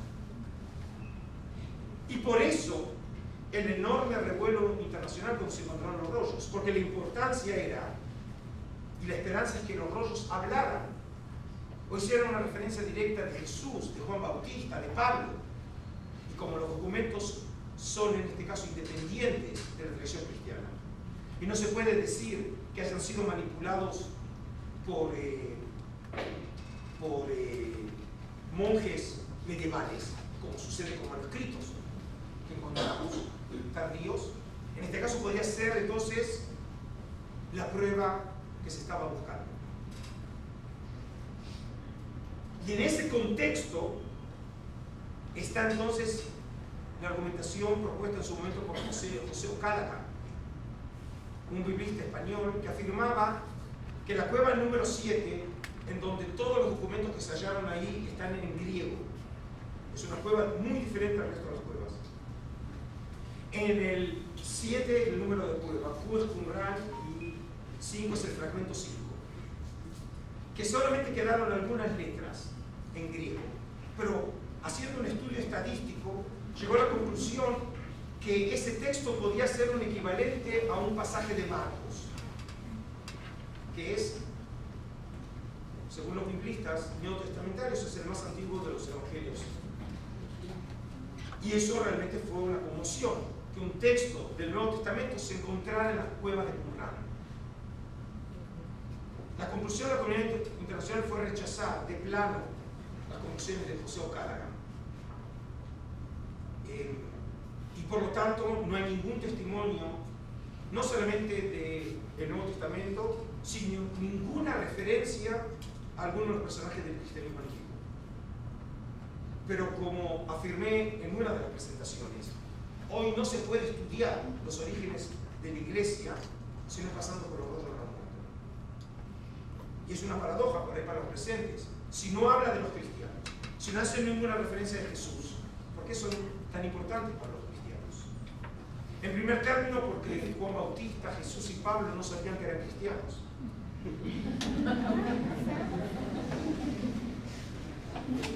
Nacieron, vivieron y murieron como judíos. Pero para que entiendan hasta dónde son importantes los rollos, también para los estudios del cristianismo, voy a tomar un ejemplo muy simple. Cuando ustedes leen las Escrituras y los textos dicen Jesús dijo, obviamente más allá de la afirmación de los textos no podemos saber si Jesús lo dijo o no lo dijo, ¿no? Pero de una cosa estoy seguro, no lo dijo en griego. Porque la versión más antigua de los evangelios es el griego, pero no es la lengua original de la que habló Jesús. Él habló en arameo, probablemente también conocía unas palabras en griego, conocía el hebreo. En los rollos no muertos tenemos más de 100.000 palabras en hebreo y arameo de hace 2000 años atrás. Yo tuve la dicha de estudiar con unas grandes eminencias mundiales en el estudio de los rollos, de la gran generación que llamamos Dora de Philip, la generación de los gigantes, experto en los rollos no muertos y en el cristianismo antiguo, especialmente en Jesús, David Flusser. Y era de profesión filólogo. Y me acuerdo cuando estábamos en clase, él leía el Nuevo Testamento en griego y lo traducía al hebreo de Qumran. ¿Por qué? Porque el hebreo de Qumran es el hebreo de esos años. Y por lo tanto nos permite recuperar en algunos casos la ipsima verba de Jesús. ¿Qué expresión original debe haber usado Jesús? Piensen ustedes, toneladas de libros han escrito sobre las palabras de Jesús, en este caso sobre una traducción de sus palabras, no de lo original. Y ayer en otra presentación les recordé la polémica entre italianos y franceses. Cuando los italianos criticaban a los franceses la manera en que ellos desvirtuaban al traducir al Dante al francés. Y acuñaron una famosa frase, traduttore traditore. Toda traducción es siempre una traición, porque es una interpretación. Incluso cuando leemos el original a veces no entendemos lo que dice. Imagínense entenderlo en la traducción. Y por eso, entonces, a pesar de que el 7Q5 no sea un fragmento del Nuevo Testamento, y en realidad es porque no hay tiempo, ¿sí? Es un libro, Marcos, es algo así entre el 60 y 70, los rollos del Mar Muerto llegan hasta mediados del siglo I, Qumran es destruido, lo sabemos eso por las monedas de la segunda año de la revuelta en el verano 68, sabemos por Josefo que Vespasiano, el general Vespasiano, que es el futuro emperador de Roma, llega a Jericó y destruye Jericó en el verano del 68 en camino a Jerusalén. Por lo tanto, no hay tiempo que estos libros, estos materiales lleguen a esas cuevas. Lo que pasa es que desde una perspectiva cristocéntrica de la historia en Occidente, no podemos imaginar que en el siglo I no hagan referencia a Jesús. Que es un evento absolutamente secundario en un lugar totalmente alejado del Imperio Romano, que luego se habrá de transformar en unos personajes centrales en la historia de la humanidad, pero no lo sabían en esa época. Es el resultado de la historia. Pero de todas maneras, no se puede hoy sin otro yo. Sí.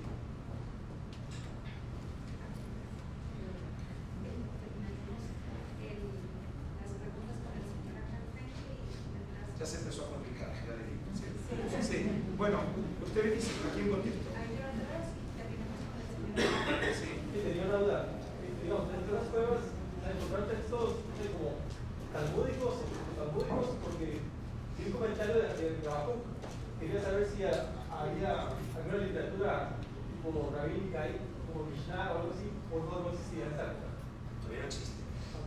Okay. Lo que nosotros tenemos, y esto es un punto importante, la importancia, entre otras cosas, los rollos del muerto, es testimonio de la literatura, el pensamiento, la liturgia del judaísmo prerrabínico.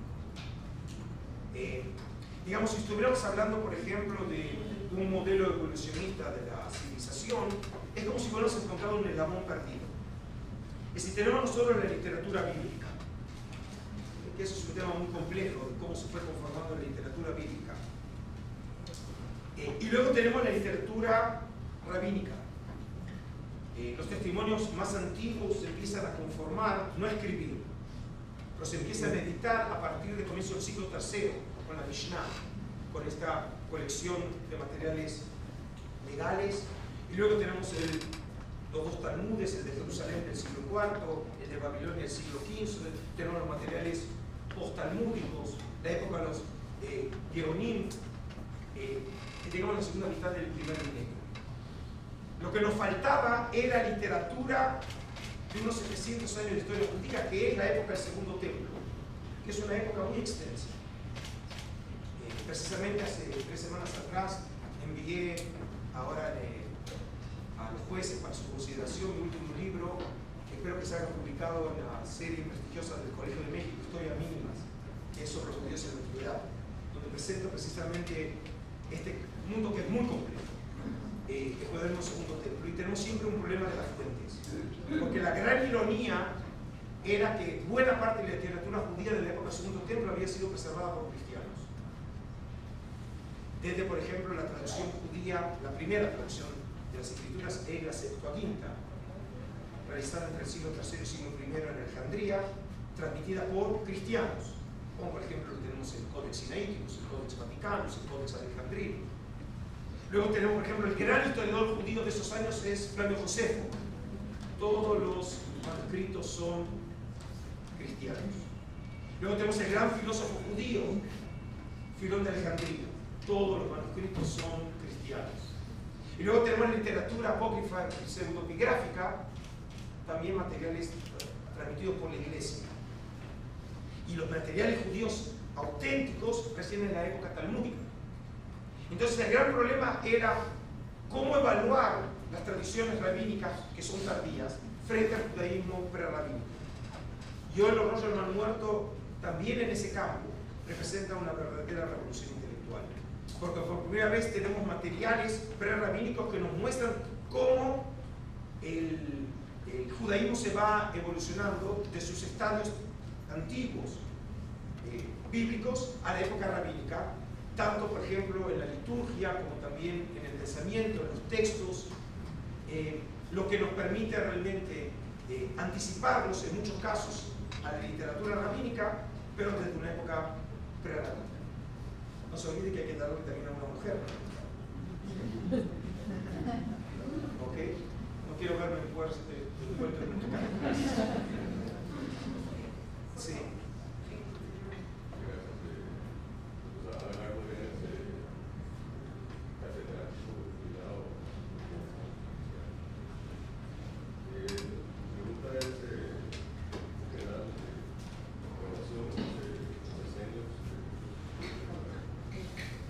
Ustedes me hacen preguntas que realmente existe un seminario anual. Desde ya les digo, para los que se interesa, yo voy a contestar la pregunta, pero muy brevemente, y como siempre, no puedo agotar hoy el tema, pero los que están interesados, hay en YouTube una conferencia en una serie que me pidió la Fundación Juan March en Madrid hace como 2 años, que había participado también el gran numerólogo español Florentino García Martínez y Julio Trabullé Barrera de la Complutense, y quienes habla también hizo una presentación sobre el Qumran y el esenismo. Así que, para hablar 1 hora y media y decir que la respuesta no sé. Pero ahora en serio. El problema del esenismo es un tema muy complejo. Generalmente van a encontrar en la literatura que se habla a veces los esenios de Qumran, como si fuera algo ya probado y obvio. Por ejemplo, el término esenio no aparece en ningún rollo del Mar Muerto. Las fuentes sobre los esenios de la época son solamente 3. En orden cronológico es Filón de Alejandría, fines del siglo I antes de nuestra era y comienzo de nuestra era. Y luego 2 contemporáneos en la segunda mitad del siglo I, Josefo y Plinio el Viejo, el gran geógrafo romano. 2 judíos, Filón y Josefo, escriben en griego, Plinio escribe en latín. Y de ahí también el nombre. En griego tenemos 2 variantes del nombre, Esaio y Esenoi en griego, y en latín Esenio. Y de ahí obviamente en todas las lenguas modernas, esenios. Pero ese nombre no aparece en los rollos. Y por lo tanto se cree que en realidad el nombre o viene desvirtuado del griego, o probablemente derive de algún nombre semítico, sea en arameo o en hebreo, que se terminó tergiversando en los esenon y esayon en griego, que sucede muchas veces con la onomástica. Por ejemplo, hay un consenso que parecería ser que viene del término piadoso. Por ejemplo, el que conoce sobre esta posibilidad semántica es Filón.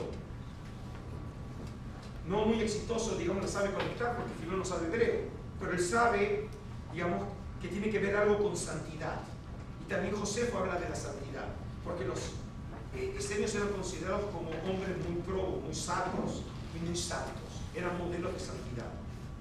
Y por eso, por ejemplo, un filósofo como Filón de Alejandría se sentía cautivado por el misterio de los esenios, ya en el mundo antiguo.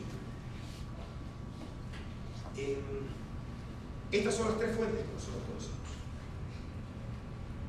Y la razón por la cual se lo conecta con la comunidad del Mar Muerto. El primero que se le ocurrió esa conexión fue al profesor israelí Eliezer Pasukeni, el primer que yo lo mencioné, ese fue uno de los que compró rollos del Mar Muerto. Fue el fundador del Instituto de Arqueología de los Hebrea, el primer arqueólogo del movimiento sionista, es el que descubre la sinagoga de Beit Alfa, es Sukeni. Y él piensa, ¿por qué se le ocurrió? Porque de las 3 fuentes que antes mencioné, la única que conecta con la geografía del Mar Muerto es Plinio. Y dice que están los esenios próximos al Mar Muerto. Ahora, probablemente Plinio nunca estuvo en la tierra de Israel, utilizó una fuente, eso no lo descalifica, pero la fuente que utiliza Plinio sabe de esenios cerca del Mar Muerto. Tenemos otra fuente de Dio Crisóstomo, pero generalmente no se la menciona porque no nos llegó su obra, sino aparece mencionada en una fuente del siglo IV de Cinesius de Cirenaica. Cirenaica es Libia, del norte de África, y él trae las palabras de Dio Crisóstomo, y los esenios creen que habla de una ciudad, pero dice próxima al Mar Muerto, es decir, 2 paganos saben que están en la zona del Mar Muerto, y justamente los judíos nunca hablan del Mar Muerto. Y entonces eso lo llevó ya a pensar que por ahí se hablan los esenios. Y otra razón muy importante es los contenidos. Cuando se empieza a leer y a conocer lo que dicen los manuscritos del Mar Muerto, prácticas o ideas de ellos, y luego vemos lo que se decía de los esenios, empiezan a haber correlaciones muy, muy llamativas. Voy a dar solo un ejemplo. Como dije, es un seminario. Pero no vivieron ningún cambio. Los esenios, o un grupo de esenios, también vivieron en Qumran, que no es lo mismo. Por ejemplo, Josefo, cuando describe las puertas de la antigua ciudad de Jerusalén, llama la puerta de los esenios, próxima a la puerta de Sion, de hoy. Y Y eso probablemente porque, como era la costumbre antigua, las puertas tienen el nombre de los grupos que vivían cerca de la puerta. Y se considera que cerca de la puerta de Sion debe haber habido un barrio esenios. Por lo tanto, los esenios no son solamente los que viven en el Mar Muerto. En el Mar Muerto parece ser un grupo muy ultra radical, muy comprometido ideológicamente, de una perspectiva escatológica. Y mañana, justamente hablando sobre el profeta Isaías, también voy a desarrollar este punto porque tiene que ver con eso. Y en ese sentido no son los esenios, son solo un grupo que probablemente tenga o esté conectado con los esenios, pero no son todos los esenios. Por ejemplo, no me preguntaron, pero siempre cuando se habla de los esenios me preguntan si había mujeres o no en Qumran. Y por ejemplo, Qumran, a diferencia de cualquier otro sitio de la arqueología de la tierra de Israel, la presencia de las mujeres es ínfima. Y eso ya lo coloca en Qumran en algo que es diferente. Las fuentes antiguas no saben por qué, y por eso dicen, porque no se casan. Josefo claramente dice que hay dos grupos esenios, unos que se casan y otros que no se casan. ¿Por qué? Porque no se puede confiar en la fidelidad de las mujeres. Siempre me pregunto, cuando volvió a su casa Josefo y escribió eso, y la esposa le preguntó, ¿qué escribiste hoy? Y dijo, no, déjame. Pero ahora en serio, en los rollos del Mar Muerto no hay ninguna referencia a provisión del matrimonio. Pero probablemente en Qumran pasaba algo. Plinio, por ejemplo, dice, no hay mujeres. No hay mujeres. Y como dije, la presencia de Biblia. Por lo tanto, Qumran todavía, con cerca de 35.000, 40.000 publicaciones que hay y van en aumento constante, sigue siendo un gran misterio, ¿sí? Que si alguno de ustedes piensa en una tesis doctoral, todavía le queda trabajo. Es obviamente un tema complejo, fascinante, ¿sí? En donde todavía son muchas más las preguntas que las respuestas. ¿Sí? Bueno, ¿quiere dar la posibilidad a una mujer? Bueno, la señora que se me acercó tenía una pregunta en específico. ¿Dónde va a estar usted mañana dando esa plática sobre Isaías? ¿Dónde lo doy?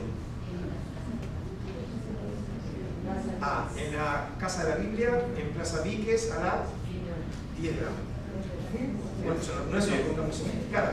No, pero yo sí voy a hacer una pregunta. No es una pregunta, doctor, es un comentario para todo el auditorio que nos acompaña en esta mañana. Dentro del auditorio tenemos acá en la primera fila al señor Alberto Guzmán, que viene en representación de la Oficina Regional de la UNESCO, de la Oficina Multipaís de UNESCO, y la asistencia de don Alberto no es mera casualidad, sino que les comento brevemente, como lo hice en la conferencia anterior sobre esta temática también, sobre conservación y preservación del patrimonio, que Costa Rica como país y como región también tenemos una tarea pendiente y vamos a empezar a trabajar con diferentes sectores sobre el tema que va a hacer Costa Rica y la región con el tema de la preservación del patrimonio documental, del patrimonio impreso y digital. Vamos a iniciar el 10 de septiembre un seminario, una jornada, más que un seminario, una jornada de trabajo, precisamente en la Oficina Multipaís de UNESCO, con diferentes sectores que están vinculados con el tema de conservación. Ya vemos que no es exclusivo de ni historiadores ni de museólogos, es un grupo inter y multidisciplinario el que esperamos reunir en esta sesión, y decirle pues que este ha sido una motivación muy grande para esta sesión que vamos a tener en septiembre, y no cabe duda, doctor, que creo que vamos a seguirle pidiendo su apoyo y su consejo en lo que va a ser nuestra hoja de ruta como país en el tema que nos ocupa. Bueno, yo quería agradecer, y esta es la última intervención mía, primero agradecerles a ustedes la molestia de haberse tomado para venir a oírme, a darme lo más precioso que tenemos, que es el tiempo. Se pueden comprar muchas cosas, pero no el tiempo. Y invertirlo en este caso para oírme a mí, para mí siempre es un honor. Y no pretendo que recuerden todo lo que yo he dicho, porque obviamente lleva mucho tiempo asimilar información, porque espero que en muchos casos los haya motivado para averiguar ahora qué es el 7Q5, ¿no? Pero hay una cosa que sí me gustaría que recuerden, que los rollos del Mar Muerto, como parte de este patrimonio de la humanidad, junto con el Códice de Alepo, hace ya mucho tiempo que dejó de ser solamente un tesoro nacional del pueblo de Israel. No es solamente de los judíos, no es solamente del Estado de Israel, no es solamente el santuario del libro o del Museo de Israel. Es un tesoro de la humanidad, que es precisamente lo que refleja UNESCO. Y en ese sentido, puedo resumir toda esta presentación diciendo que si se llevan el mensaje que los rollos del Mar Muerto y el Códice de Alepo no son solamente de Adolfo, sino de ustedes, valió la pena mi venida aquí a Costa Rica. Muchas gracias.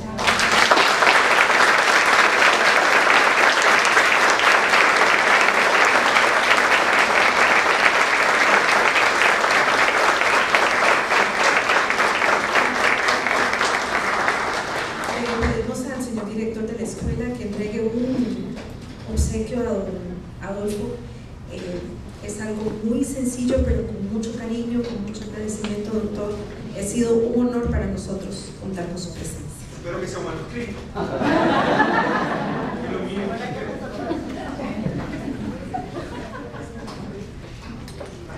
Bueno, les agradezco muchísimo. Para mí fue realmente un honor el poder compartir con ustedes y quedo a vuestra disposición para cualquier consulta, porque no tienen que hacer los intereses comunes. Creo que en este caso los avances de Israel en bibliotecología, en preservación, creo que también pueden ser beneficiosos para ustedes. Muchísimas gracias. Sí, sí. Para el público que está, hemos grabado esta conferencia completa, luego se va a hacer un proceso de edición, entonces si alguien quiere volver a repasar lo que el doctor ha expuesto esta mañana, pues eventualmente nosotros lo anunciaremos en nuestro Facebook para que ustedes tengan acceso a la conferencia de esta mañana. Decirles muchas gracias. Hemos cerrado con esta entrega de este presente al doctor Roina. Decirles que seguimos haciendo en lo sucesivo actividades de actualización sobre el tema de preservación del patrimonio y invitarlos aquí a la salida del mini auditorio que compartan con nosotros un pequeño refrigerio. Muchas gracias y buenos días.